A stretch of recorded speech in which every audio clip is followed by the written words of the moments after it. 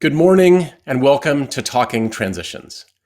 We all woke up today to shocking news. So before we get started, let me send our best wishes to President Trump, to the First Lady, as well as the officials who work so closely with the President. We wish you a speedy and complete recovery.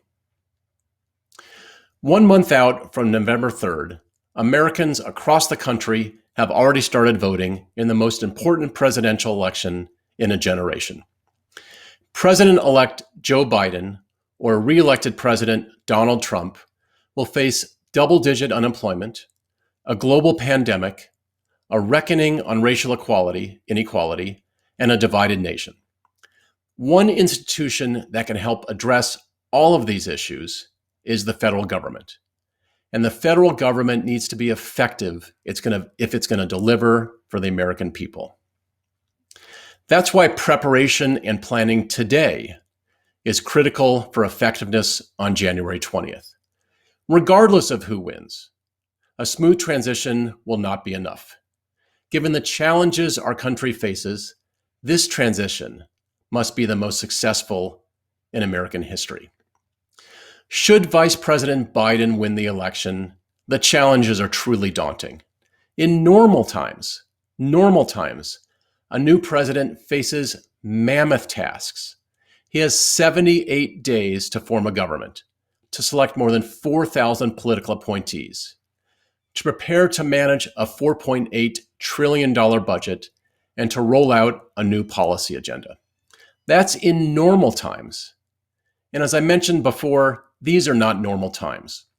On top of all the normal challenges I just mentioned, the next president will have to get 13 million people back to work, distribute over 300 million vaccines, and bring our country back together again. Should President Trump win re-election, the transition will also be challenging.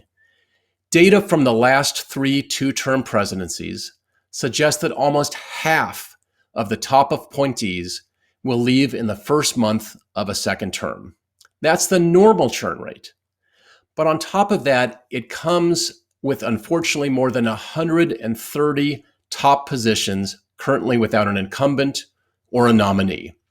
So a huge challenge for a re-elected President Trump will be attracting highly competent people, highly competent officials to serve.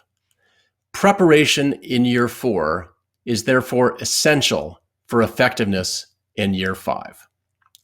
If there is a change in administration, the outgoing president also has the responsibility, under law, to facilitate a smooth transition, much as George W. Bush did for President-elect Barack Obama in 2009. Transitions, they're always hard. They're chaotic. The time is short, only 78 days. And if the election is not decided on November 3rd, there will be even less time available. Therefore, getting ready for day 1 would become even more difficult. Every day matters. That's why this event, Talking Transition, comes at such an opportune time.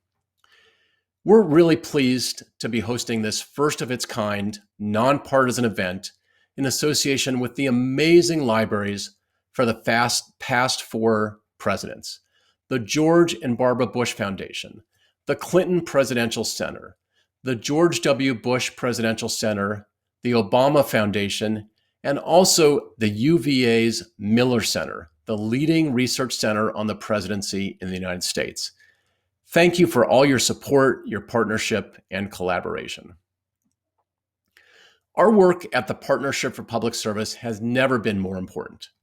For 4 presidential cycles, we've worked to make transitions better, smoother, and run faster, because the success of a transition is directly correlated with the success of the presidency. Throughout this cycle, we've worked closely with each of the most important actors, the Trump White House, the agencies responsible for transition planning, and the Biden transition team. We have thousands of people watching this event. The largest group represents the dedicated career agency officials tasked with transition planning under the law. They must prepare for either eventuality, a re-elected President Trump, or a new President Biden. We realize how hard and how delicate your work is every day, and we're here to support you. I want to thank a few people before handing it over to Penny Pritzker. Max Steyer heads the Partnership for Public Service, and he was an advocate for more effective transition planning before anybody else focused on it. Second, the center has a world-class advisory board. Mack McLarty, President Clinton's first chief of staff, Josh Bolten, President Bush's chief of staff, who I called the godfather of smooth transitions, Governor Mike Leavitt, who led the Romney planning effort and brought a new gold standard to transition planning, and Penny Pritzker, one of the few people I know who has been equally successful in business, in government, and in philanthropy. Let me also thank the amazing team at the partnership, at the libraries, and at the Miller Center, who have all pulled this event together. With that, let me turn it over to Penny Pritzker. Penny? David, thank you very much for that very gracious welcome. Let me begin by wishing the President and the First Lady a speedy recovery. David, you have been a tremendous leader of this vital project, and we are so grateful that you have dedicated your time and your energy to this important effort for the benefit of our nation. We're also so very grateful to your dedicated team at the center for their long hours to support us all. The timing of today's conversation could not come at a more critical point for our nation. Given the weight of issues we face, both candidates will not only have to campaign vigorously, they also need to prepare to run the country for the next 4 years. The diverse and sizable audience we have today reflects the interest people have in a presidential transition, even if the process is not well understood. We have people from Capitol Hill, private industry, good government organizations, transition subject matter experts, political appointees, those who served on campaigns and transition teams, and the media. We also welcome the many federal career professional staff joining us this morning. Your expertise, institutional knowledge, and willingness to support administrations from both parties during a presidential transition and over the life of each administration is to be commended. And we are sincerely very grateful for your public service.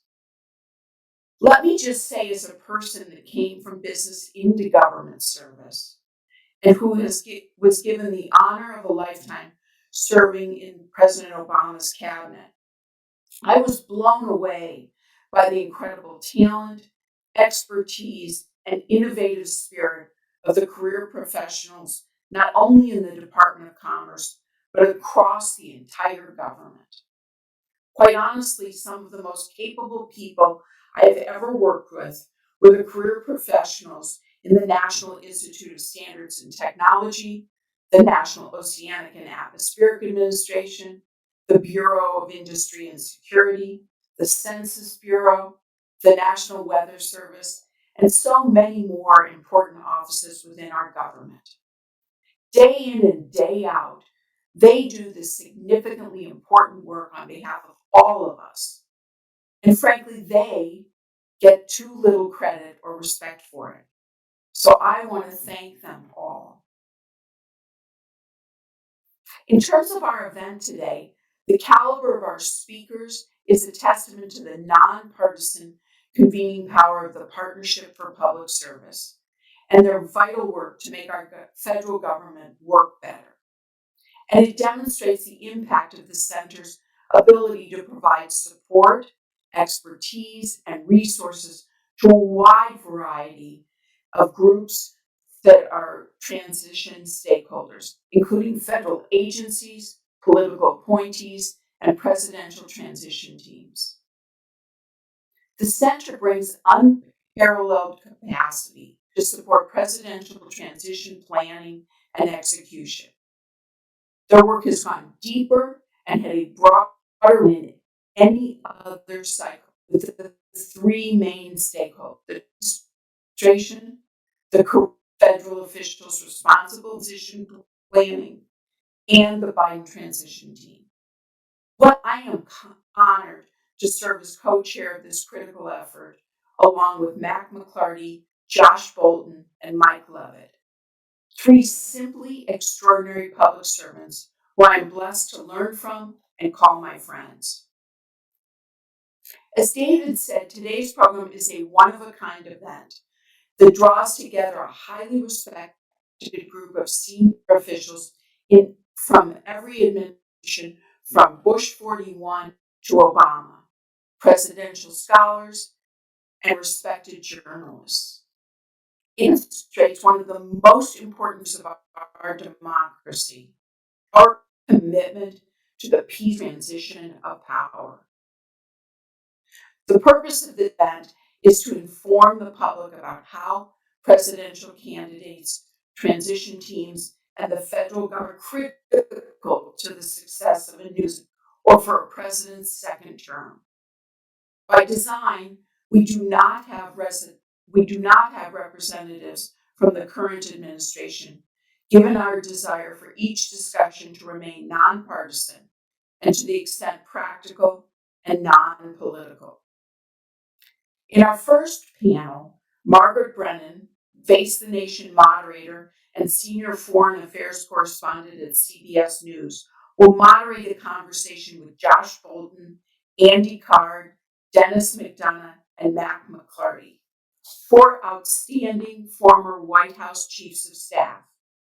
They will talk about their experiences preparing to take office, transitioning to a second term, planning to leave office, and what to expect in 2020 and 2021.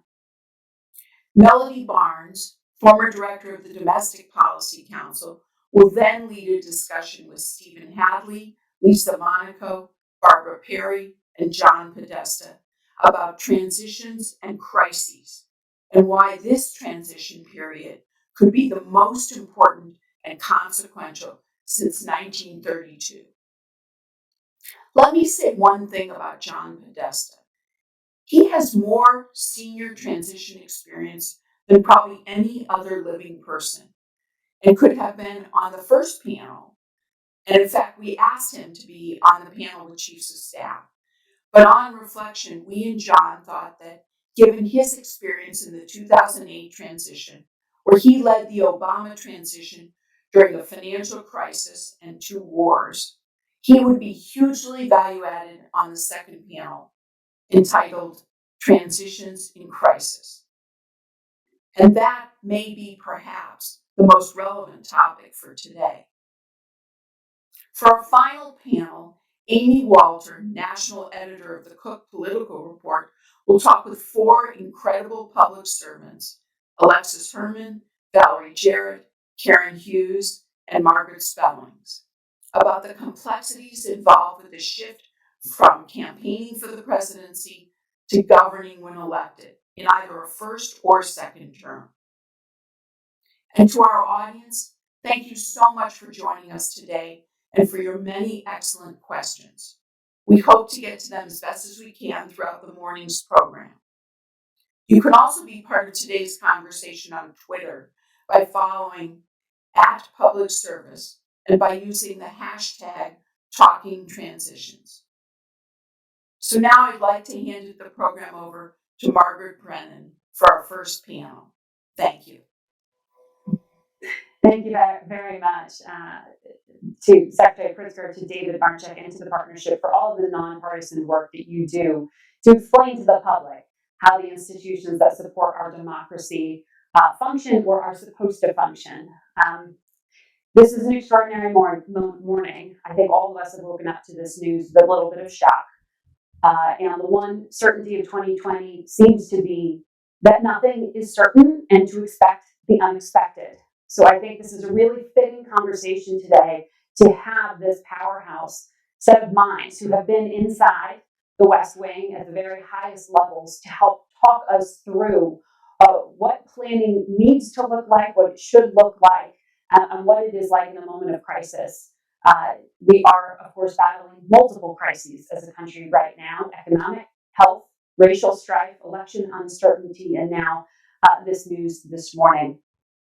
I want to start by digging in right away to this conversation with the chiefs.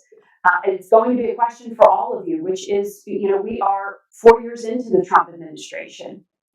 Are they ready? Is Mike Pence ready for what is happening right now? Mack McLarty, could you start us off? If you were chief of staff, what would you be doing on a morning like this? Well, Margaret, first of all, I'm delighted to be with you. Thank you for your engagement in helping underscore the importance of presidential transitions on a nonpartisan basis. I'm delighted to be with my fellow chiefs. And Dave Marchick, thank you for your leadership. And Secretary Pritzker, you set the table just perfectly, as you always do. Margaret, I think all of us as chiefs of staff would agree the vice presidential pick decision is an important one during the campaign, and then when you shift from that campaign to governing, the criteria for a vice president is he or she needs to be ready to step in if it is a moment that requires that, and be able to discharge the responsibilities as Commander-in-Chief, President of the United States.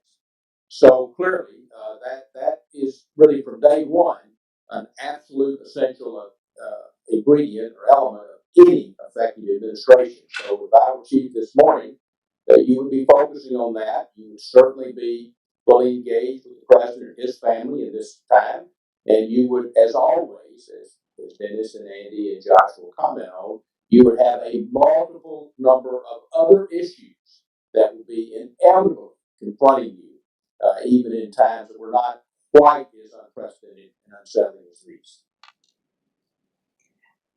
Let's go to Andy Card. You know what it is like to be chief, to be in that job in a moment of extreme national crisis. What do you do on a morning like this? Well, first of all, I pray with the president and the first lady. And I don't care what your political stripe is or what your philosophy is or bias may be. We all pray that the president and the first lady will recover quickly and be able to meet their responsibilities. I also point out that the White House has to keep everything working no matter what's going on. So the first responsibility for a chief of staff is to make sure that people in the White House have the confidence to be able to do their job and give them permission to do their job, and not try to jump into somebody else's lane or be distracted by current events or distracted by the president's inability to attend meetings that he normally would attend. So just having discipline, I think, and confidence and a steady hand makes a big difference. It's also important for the chief of staff to maintain the momentum that every cabinet member has been asked to maintain with regard to the policies and the objectives. I would leave the campaign work to the campaign people. I would not, as a chief of staff, I would say my job would be to help the government meet its responsibilities and let the campaign worry about the campaign responsibilities. But it is not an easy time. The truth is, as Max said, it's a time when you actually have to be prepared for the more unexpected things to happen.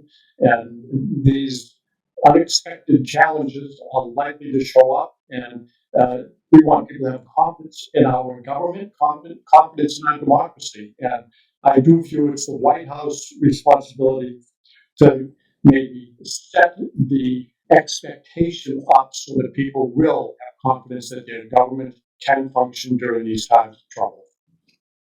But Josh Bolten, we are seeing a public that is riddled with anxiety right now and questioning so many of our institutions. Now what would you be doing if you were chief? Do we need to, as members of the public, see the president come out today? What do you need to signal to the public today? Well, you need to signal to the public that government is operating officially, normally, naturally, and if the president's available, sure, put him on camera as well. Let me add my own best wishes to those of my colleagues to the First Family, and thanks to the Partnership for Public Service, Presidential Foundations, and you, Margaret, for bringing us together on this important topic. And I think the topic just gets more important when we face a disruption, a potential crisis like we're having right now.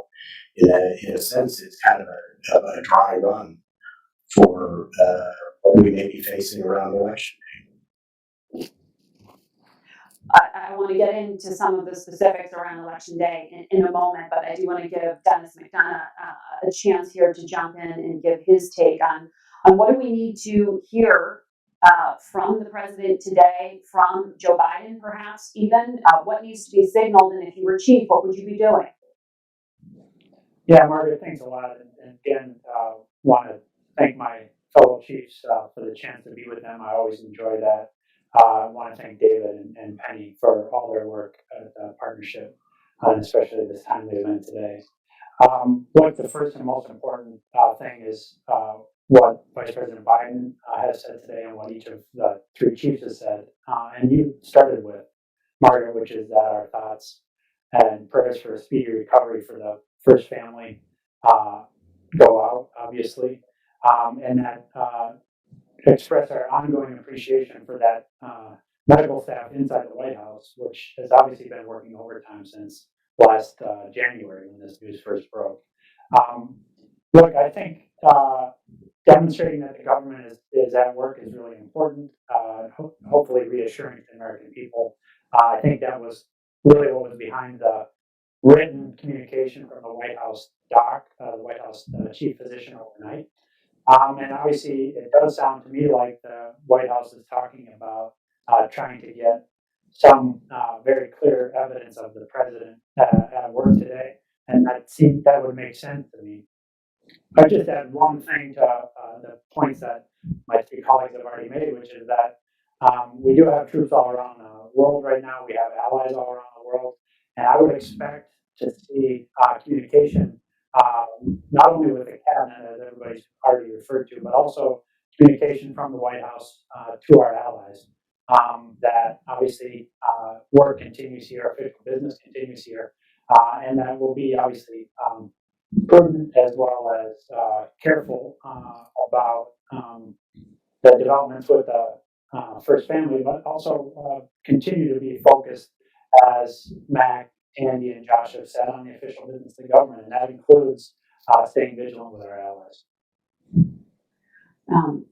We know this morning the president is symptomatic, though from our reporting, it is mildly symptomatic at this point. That question of how ill he becomes, is this something that we frankly hope to learn more about, and is, as you point out, potentially a national security crisis because of this question of confidence.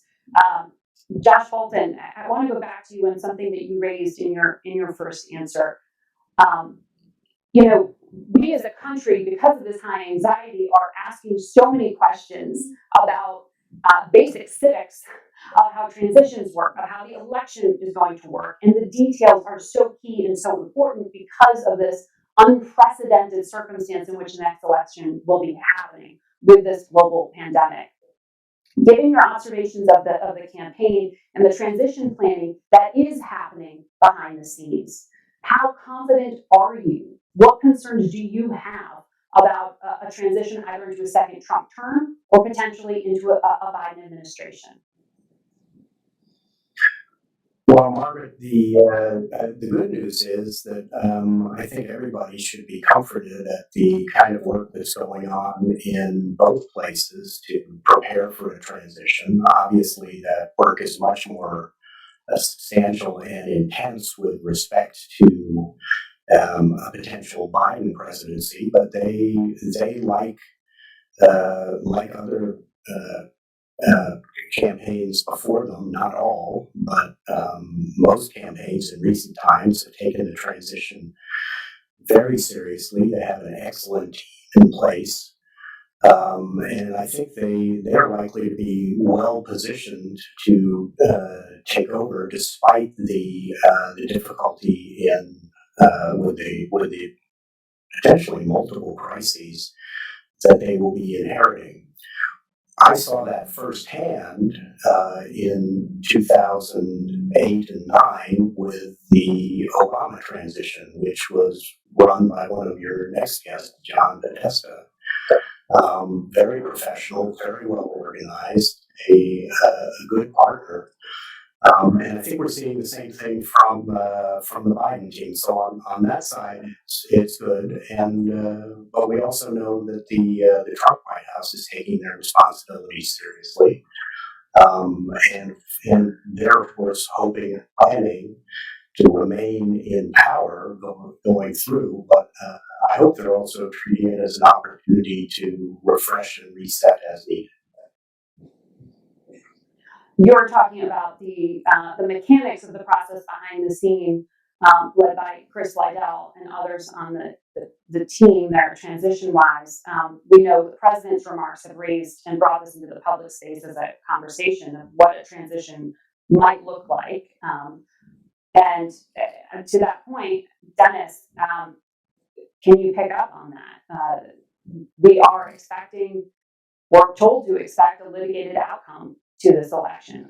We won't have clarity for potentially days, maybe weeks after November 3rd. We know that just based on the amount of time it will take to tally up the record number of mail-in votes that are expected.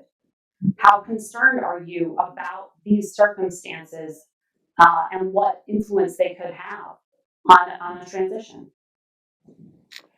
Yeah, thanks for the question, Margaret. Obviously, prudence dictates that everybody take this period of transition very seriously.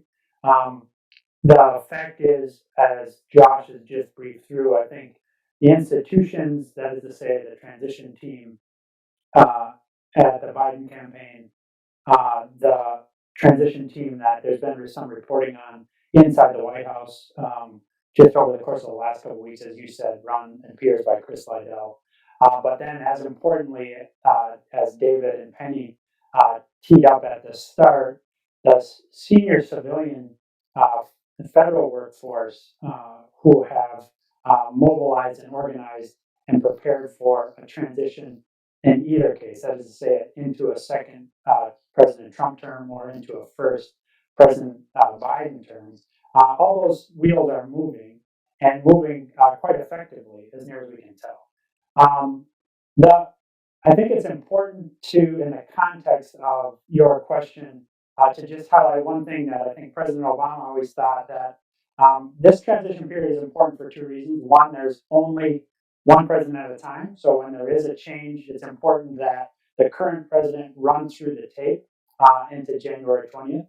But it's also important, and this is the second point, that the current president recognized that the transition, an effective transition, and a clean handoff to his successor is also part of the job description of and the definition of an effective presidency, especially in the times of the kind of crisis that we're living in.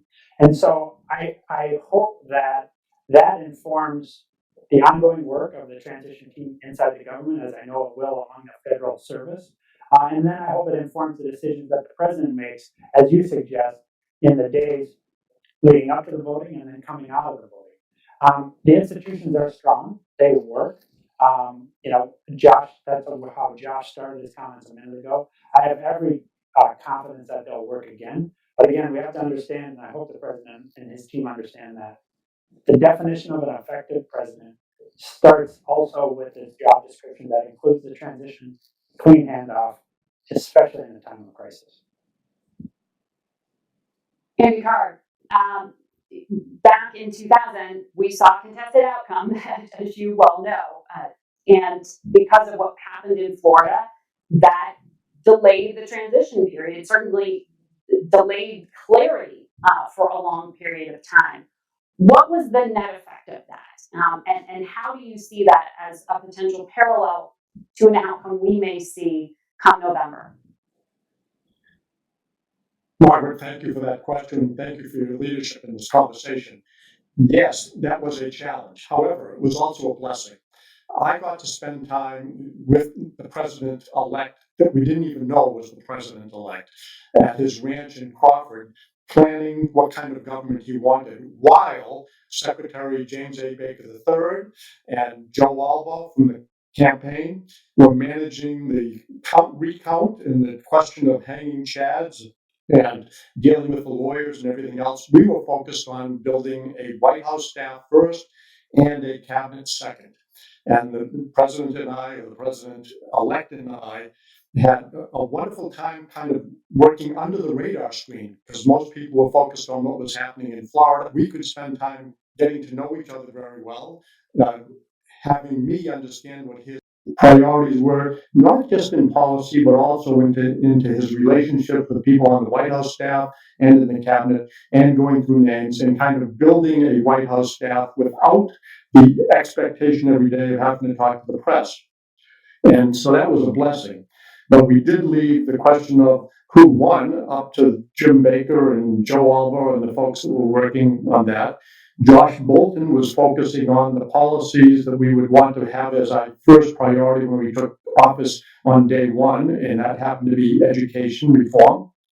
And we also had Joe Hagan, who was already working to help make sure we had the infrastructure of organizational support at the White House in order to get things done. A lot of people don't recognize there were kind of two transitions. One transition is truly a White House transition, and that's where the president has immediate impact on putting somebody into a position. He can say, you know, in the morning, I want John Smith to be on my staff, and in the afternoon, he shows up. With the cabinet, you have to make sure you go through a process of informing the Senate and giving them a chance to ratify that decision. So there are two transitions. One is of the White House to get ready for the real transition into governing, and then the transition into governing. And I was glad to have the experience of an uncertain election result, to spend more time organizing the White House staff than you normally get to do. And some presidents have suffered because they didn't get their White House staff organized until the end of the process. And it's really better to have it done at the beginning of the process. But the team that the president-elect put together, starting with Jim Baker, Joe Alba, and Kyle Rove, and Karen Hughes, and Josh Bolten, and Joe Hagan, really helped make a big difference in having the White House ready to help the rest of government understand the priorities of the new president. And Josh, can you pick up on that, Josh Bolten? Because we just heard some of the positives, but there were complications because of the delay as well. Those were pointed to in the wake of the 9/11 attacks and the abbreviated transition and some of the negative impacts that may have contributed to problems within the administration. Practically speaking, how complicated does it become in these circumstances?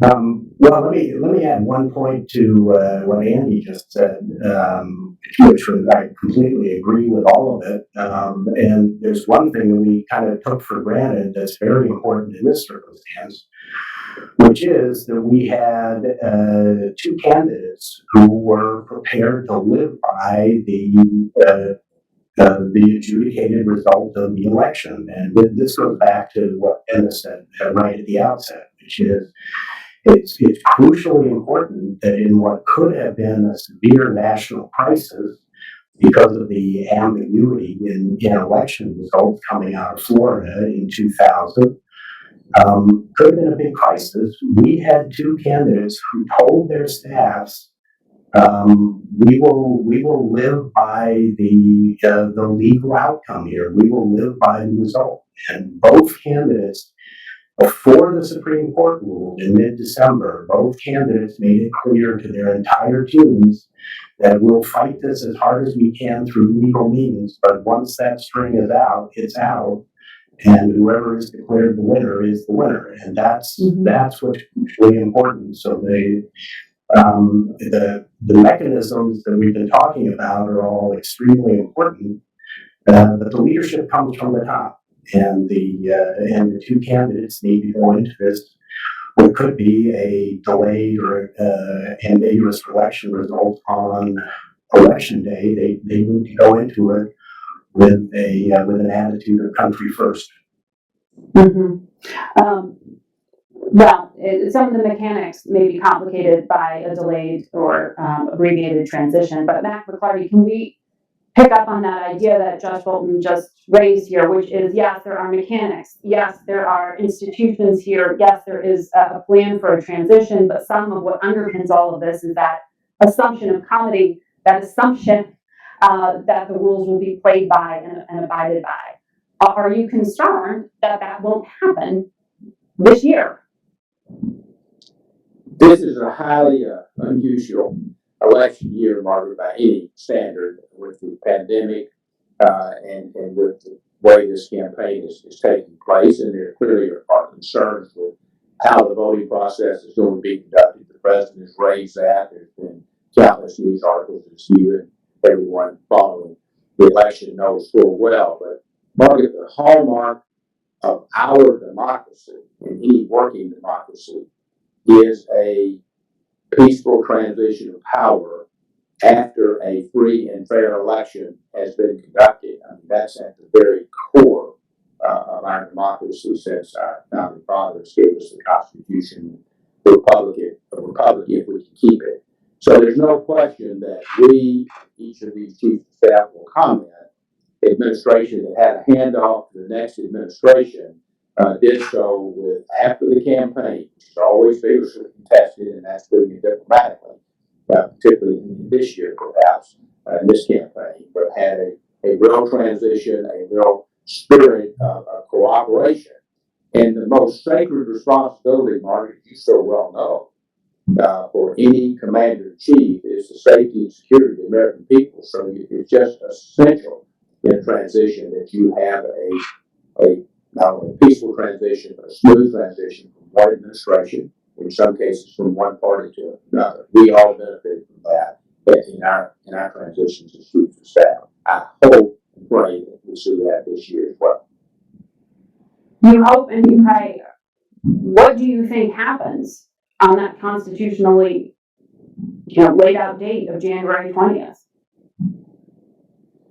Well, I hope, first of all, that the election, which is going to be a different election, Margaret, for sure. I don't think anyone has a perfect crystal ball. You hear people that you really respect, including the chairman of the Federal Reserve, using the words unknowable. That gives you some indication of the uncertainty that we're living and working in, as you've already noted as you get your opening comments. But what you hope is that there is a clear understanding and acceptance of the election results, and then from that, I think you start to move forward with the transition. That's the real question. Denis McDonough, you were supposed to be involved in then President-elect Obama's first intelligence briefing after the election, that PDB briefing.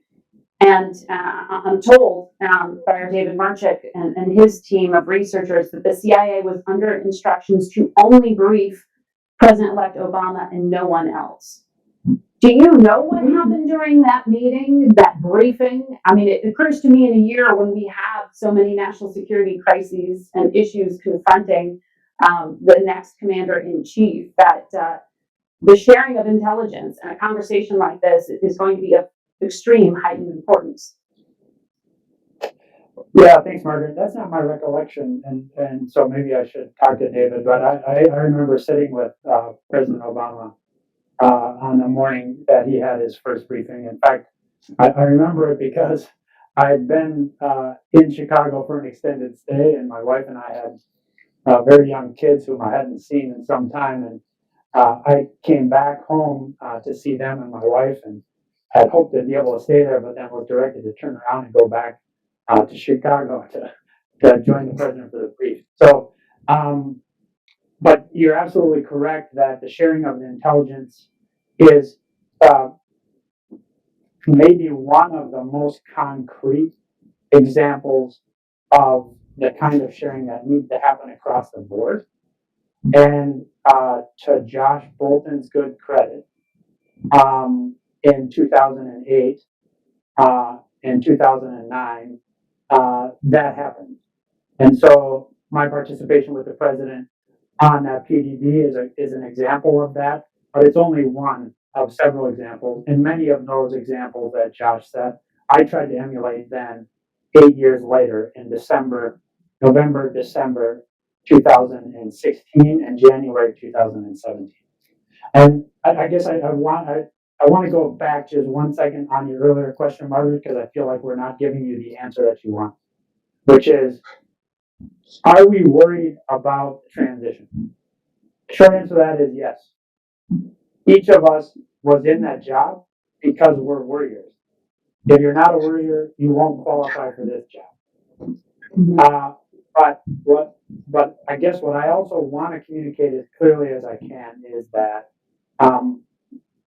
there are, as you noted in my answer, institutions at work right now to ensure that we're ready for a variety of eventualities. And individuals will be making decisions in the context of the election result. Nobody suggested that the results will be inaccurate. People have suggested that the results will be perhaps delayed because of numerous vote by mail opportunities. So if there were an effort to curtail the counting of people's votes, yeah, I'd be worried about that. But I think the current team has to understand that the first judgment on a great presidency will be whether you run through the tape and fulfill the job responsibilities of being president. And one of them is a clean, effective handoff, particularly in a time of crisis. And I believe because of that, individuals will make the right decision. Let the votes be counted so that American people have confidence that the way they vote gets counted and it gets counted accurately. And we'll continue this now more than 240-year tradition of peaceful transfers of power. Thank you for your clarity. That is a question that the public is asking quite a lot these days, whether the date of the election, whether the date of the transition, whether some of what the president has said publicly, practically, actually could be implemented, which is why I asked it. Let me pick up on what you just mentioned, which was that you were part of briefing the Trump incoming team and the Trump administration. They went through a few iterations, as we know. What did you do to help prepare them, and what effect did your attempts to do so have? You know, were the efforts well received? Well, look, I hasten to add one thing at the start, which is I did several things, but so did hundreds, if not thousands, of other people. And so the wheels that are turning right now, especially on as Penny and David said at the start, with the federal service, are substantial. And they're preparing for either eventuality, and that's a big amount of work. So yeah, I did some things, but most importantly, the government did a lot of things. One.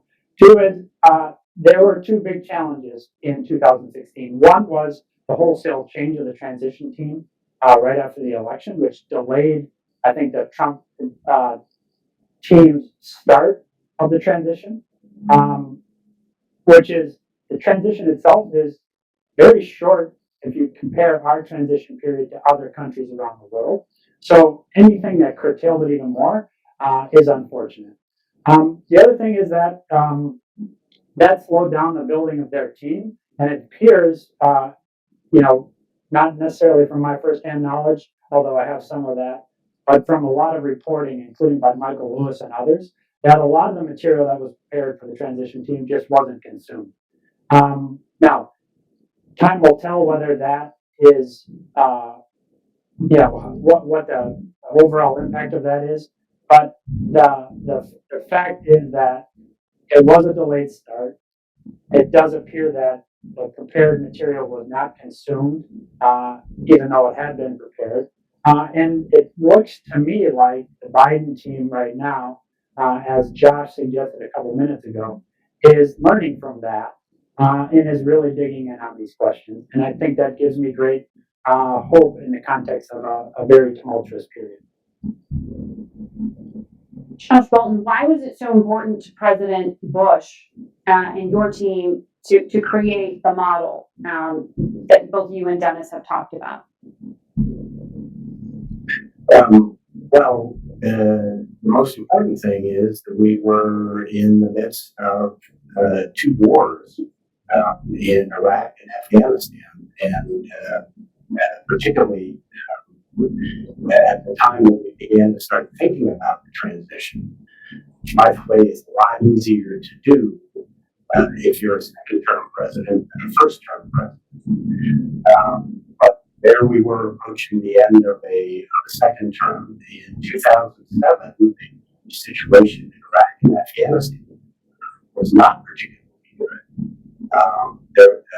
The country remained under physical threat, and in early 2008, President Bush called me into his office, and he said, "This will be the first transition in modern history conducted when the nation is actually under threat, and I want it to be the best and most effective possible, regardless of who wins." It came from the top. There were a lot of good people in government doing their jobs, but it really came from the top. The president setting the tone and saying, we're partisans, we want the Republicans to win, but it's the transition is a moment for country first, and that's especially true in this crisis. Andy Carter, we are also looking at the possibility of the transition simply being from term 1 to term 2 for the Trump administration. What do presidents need to do in year 4 to be preparing for year 5?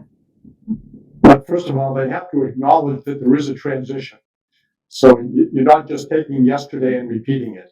And the people sometimes feel that they shouldn't be replaced. So they want to hold on to the desk, even though the president wants them out of office. So I remember, first of all, President Bush was also ready to have a very good transition should he have lost re-election. So he had told us to be prepared to transition to another president. So he was, as Josh said, he was just as focused then on the responsibilities of being a leader of our great democracy as he was being, yes, I'm the president. And he was prepared to pass the baton if he had to. I do remember meeting with him the Thursday after the election at Camp David. And he called me into his office and said, "I'm going to make a number of changes in the staff, in the cabinet, and I'm going to make some changes." And he told me the cabinet agencies that he wanted to change. And I said, "Well, that's wonderful. You should probably start with your chief of staff, because that will send a signal to everybody in government that there may be new people coming into your position." And he said, no, I need you to help me make those changes. And this is a side story. And I said, "Well, you've got to go talk to my wife. I'm not sure that I can put up with it for that much longer." And he said, "I'll go ask her right now." He jumped up and went out and saw my wife and says, "Kathleen, Andy says that he can't do this if you don't agree." But anyway, but he wanted me to help make changes. And one of the challenging aspects of the chief of staff is you really don't get to hire people. You do get to tell people their service is no longer needed.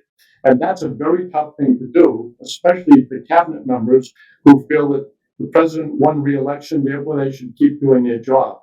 But changing people is part of a transition, a friendly transition from team 1 to team 1 plus, and that's what you have to do. So yes, there was a transition, even though the government quote was the same. President Bush was the same president on January 19th as January 21st. But he did have a new government as the executive branch to make his new policies and momentum what he wanted. He had a lot of things he wanted to finish and get done, so we focused on that.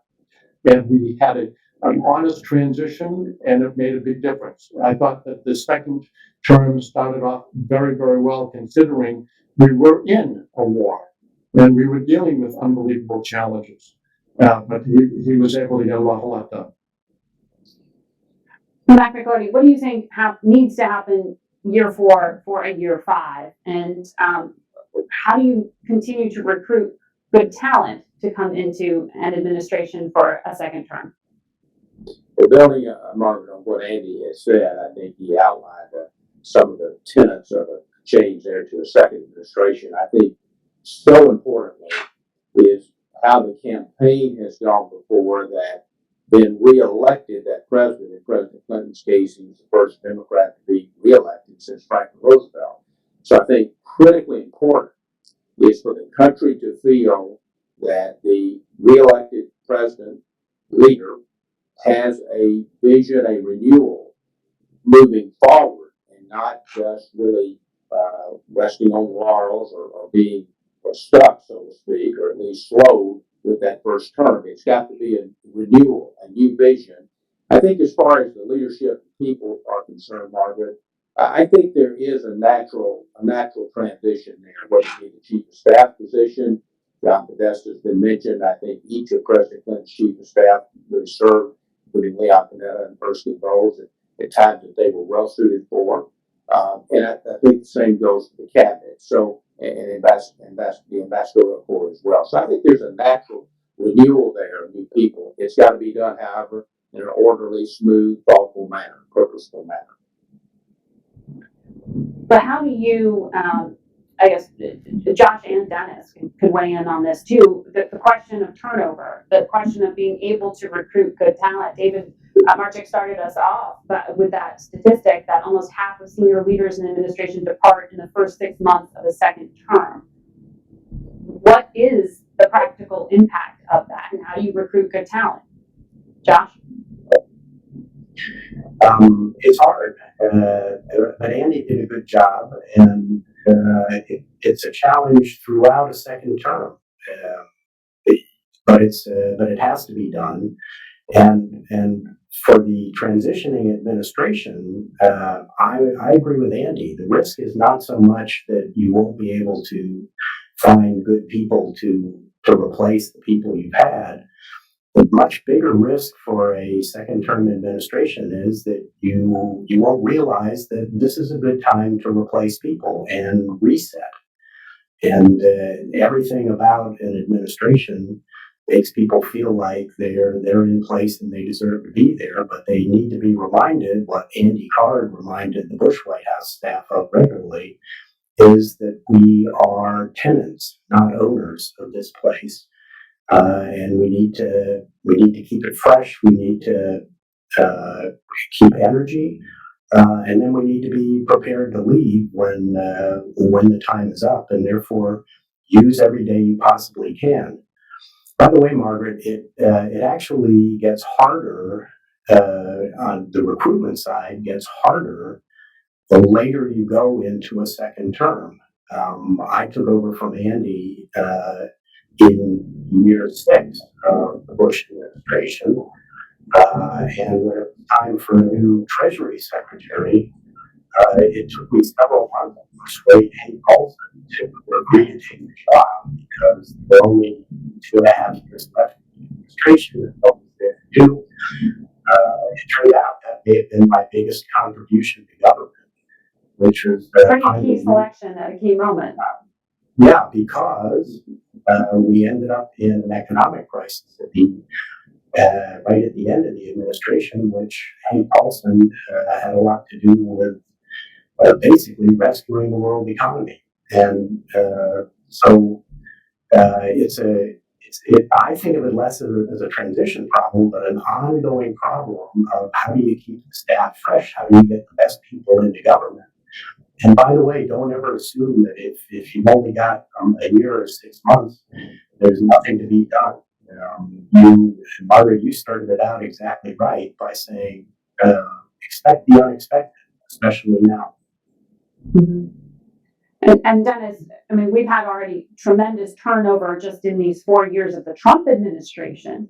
Do you have concerns, and what is your advice for a second term in recruiting top talent? Yeah, look, I think, am I concerned? Absolutely. I mean, that's the lifeblood of an administration, is the people that you're able to bring in, and that you're able then to work with the federal service, which is so, as Josh was saying earlier, is so plumb full of massive talent. And so, yeah, talent is a principal challenge, I think, in that bridging from the end of a first term into the new second term. But I want to just underscore, and I believe this, I think, mostly because this is among the really good pieces of advice that I got from all the former chiefs, including several pieces from Josh.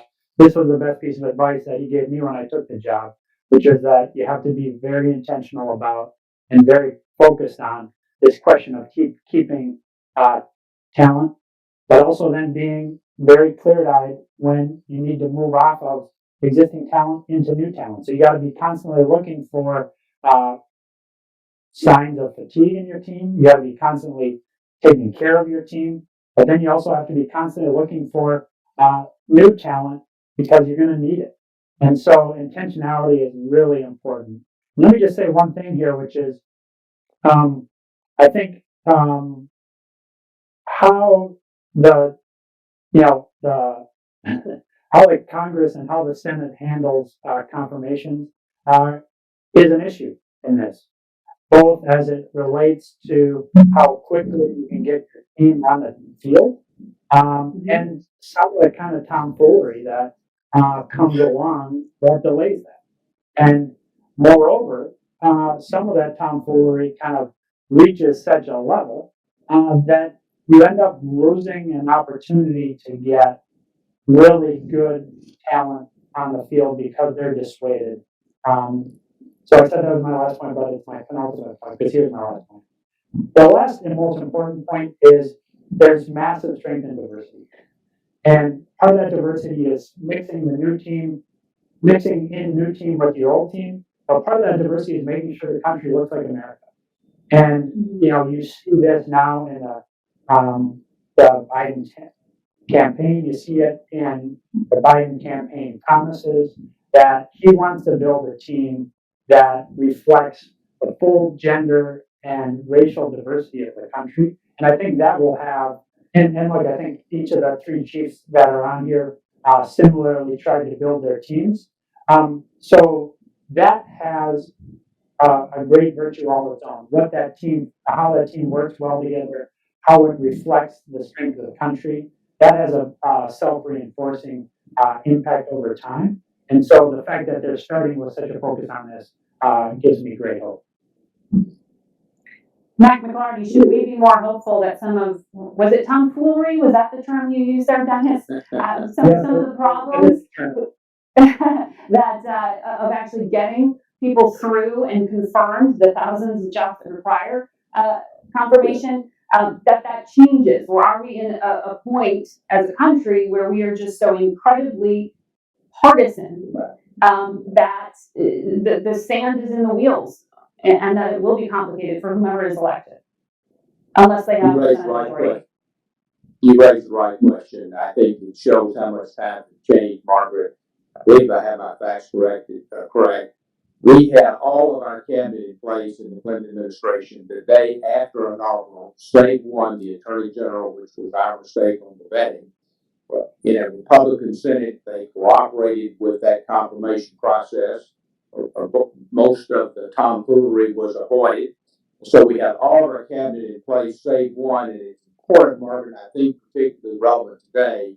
Stuart Gerson, who Mandy and Josh remember well, was the acting Attorney General, and we could not have asked for better cooperation from Stuart until we got our general person, until we got our Attorney General Giannino in place. That's how it was then. It's very different now. But boy, do the American people ever want Washington to work much better. Hopefully that will prevail. But it's harder also, Mark, going back to your recruiting point earlier. I think it's harder to recruit people to serve in government now than it was perhaps 10, 20 years ago. I don't think there's much doubt about that. Well, perhaps coming out of this mess. Sorry, chime in. Mack Steyer has actually worked very hard to call attention to the challenges of confirmation. And I believe that he has had an effort to try to reduce the number of people that actually need to be Senate confirmed, which would get rid of some of the tomfoolery that takes place on Capitol Hill. One other of the many complications out there is the fact that having in-person conversations is complicated these days. Not even talking about actually holding congressional hearings in person. What about on the practical side with remote work and the fact that this is a question from one of our audience members? It's likely to continue through 2021. What hurdles will it present, remote work, for the Office of Presidential Personnel when it comes to recruiting talent? Anyone want to take that? I'm happy to jump in the breach here. I mean, I think this is this is going to be a new challenge kind of across the board. And I think that, at least in my experience, as long as you're, as you know, Josh was suggesting a minute ago, intentional about finding the talent, and as long as you're clear and candid about the kind of team that you're going to run and the process that you're going to run with that talent, it's not hard to get people to stand up and come in.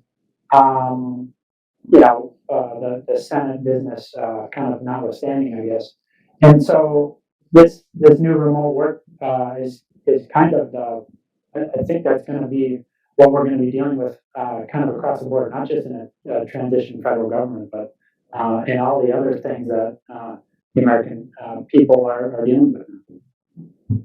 One of the challenges of the Zoom process is that it's very hard to build a culture of support from the workers and the team members. And so I think that's, when you're working at the White House, the offices are really quite small, and it is an intimate place to work. So it's very easy to have an impact on the way people work, the culture that they kind of bring to work. It's going to be more difficult to do that if we have to do everything remotely.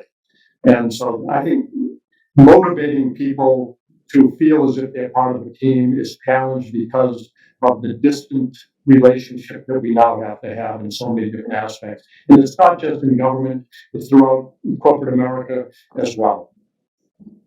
I would add quickly to that, the White House, particularly if it's a new administration, you've got new people coming in. It's not like an existing organization like you have in business or professional organizations where you know people, you work with them.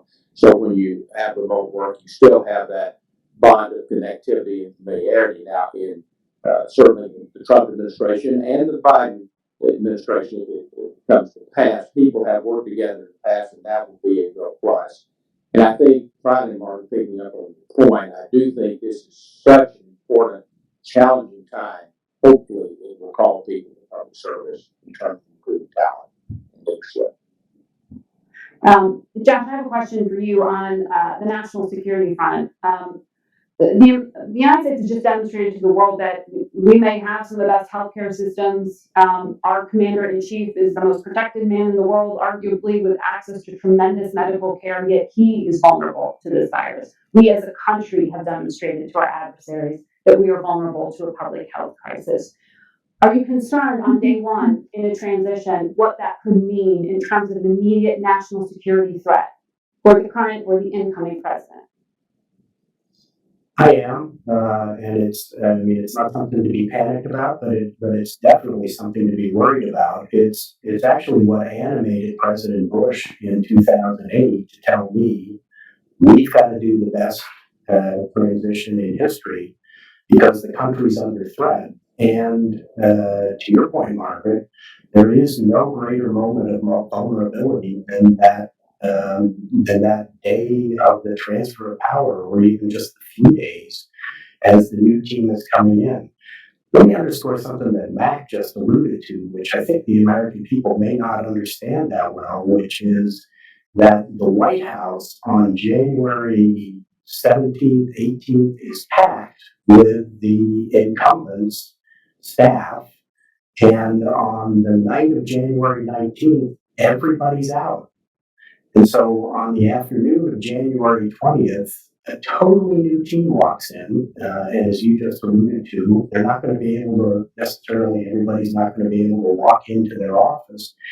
But even if they could be there, and everybody could be there in person, pretty much every single person is new to their job, and that's why the transition efforts that the partnership has been promoting are so important at a moment of real national security vulnerability, because what they've tried to do and what we tried to do in a primitive way in 2008, Dennis did extremely well in 2016, is bring in the new folks, pair them up with their counterparts, especially on the national security side, do a couple of exercises so people will know how to react if if one of our adversaries seized on this moment of vulnerability and decided to mount some kind of attack on January 20th or 21st.